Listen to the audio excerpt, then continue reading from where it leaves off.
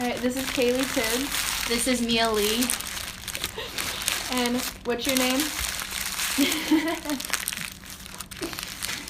Professor Mcpherson.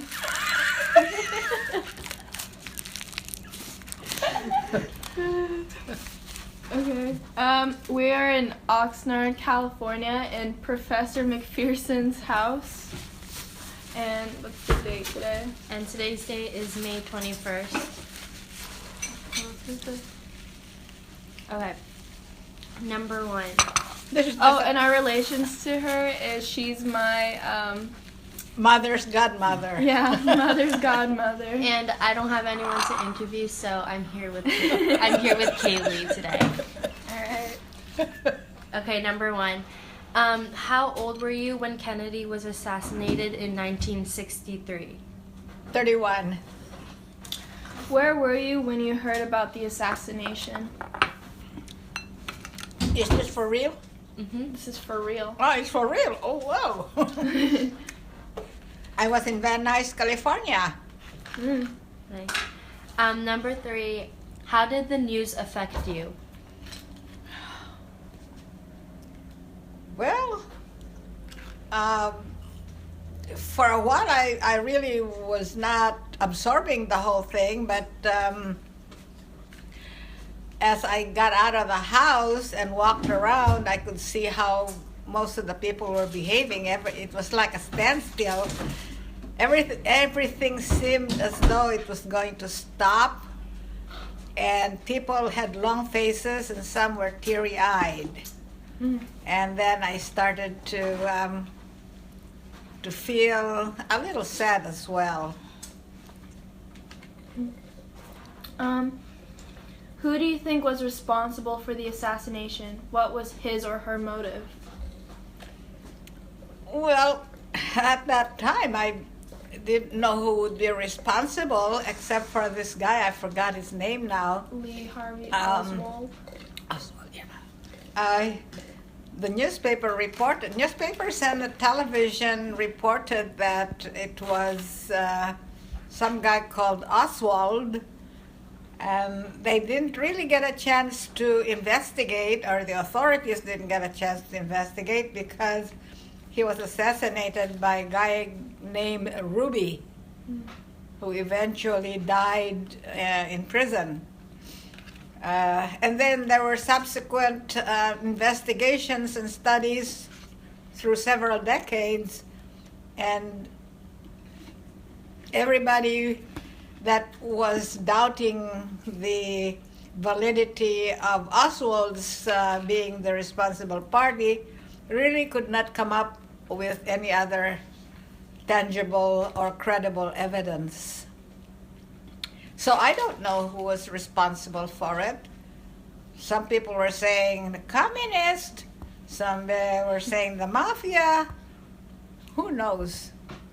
I really don't know. Could have been Oswald.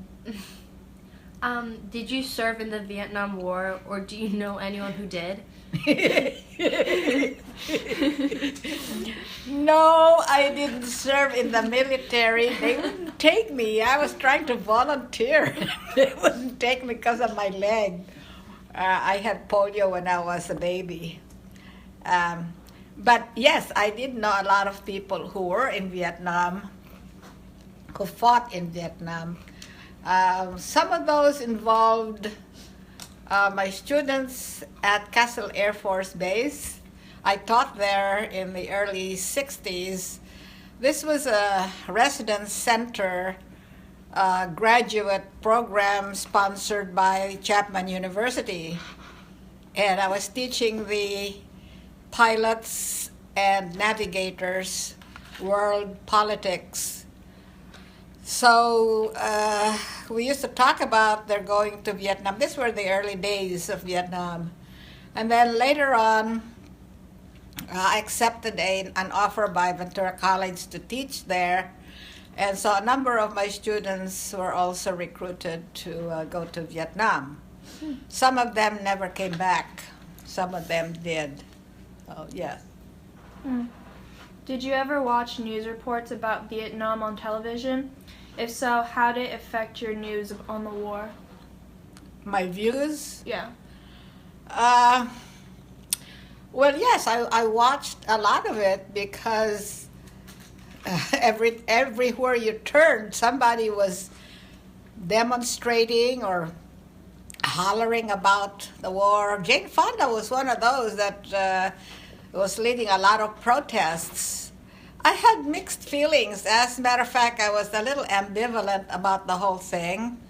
On one hand, because my birth father and my stepfather were in the military or had served in the military during World War II and Korean War, I felt somewhat inclined to be patriotic, and I wanted to support our troops who were going to Vietnam and fighting and dying there, getting injured, so on.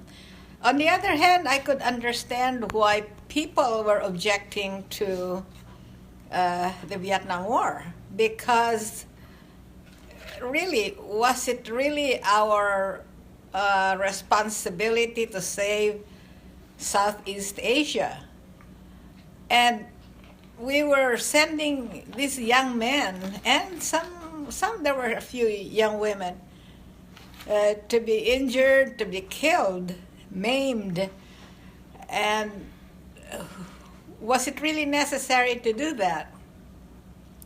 Was there some other way? So yeah, I had an ambivalent feeling about the war itself. So in one side, one hand, I could understand the protesters, and on the other hand, I could also understand the military and my feelings of patriotism.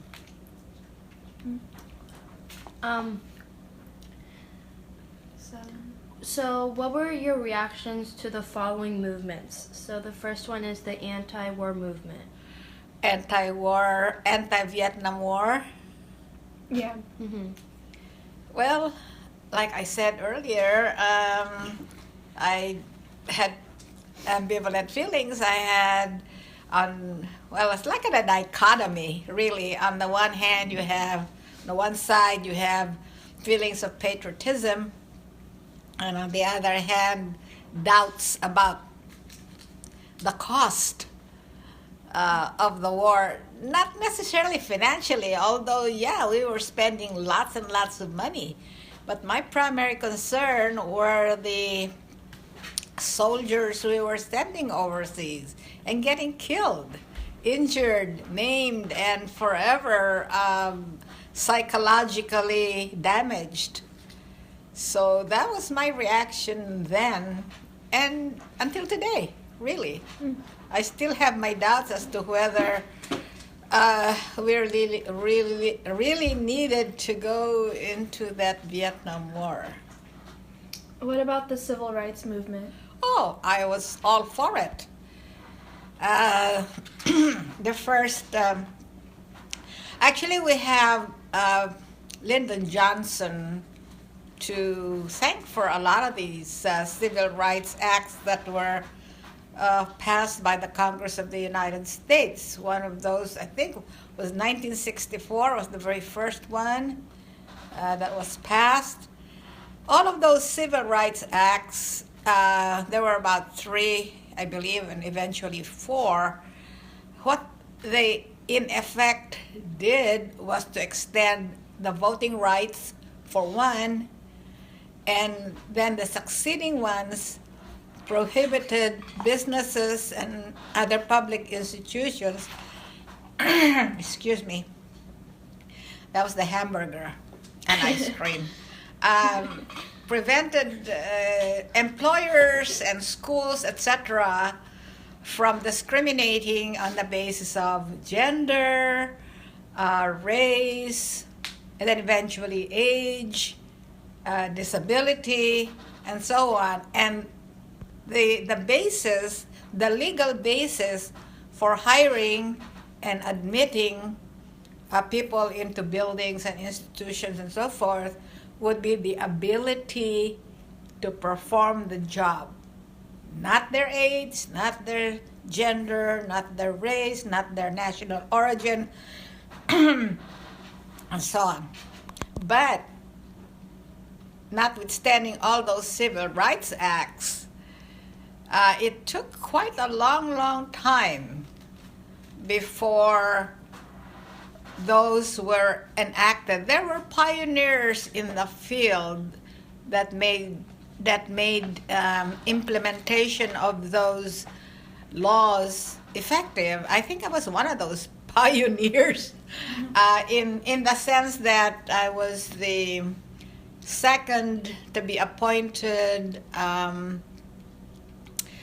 Director of Affirmative Action for the Ventura County Community College District, involving all the 3 colleges and the district office.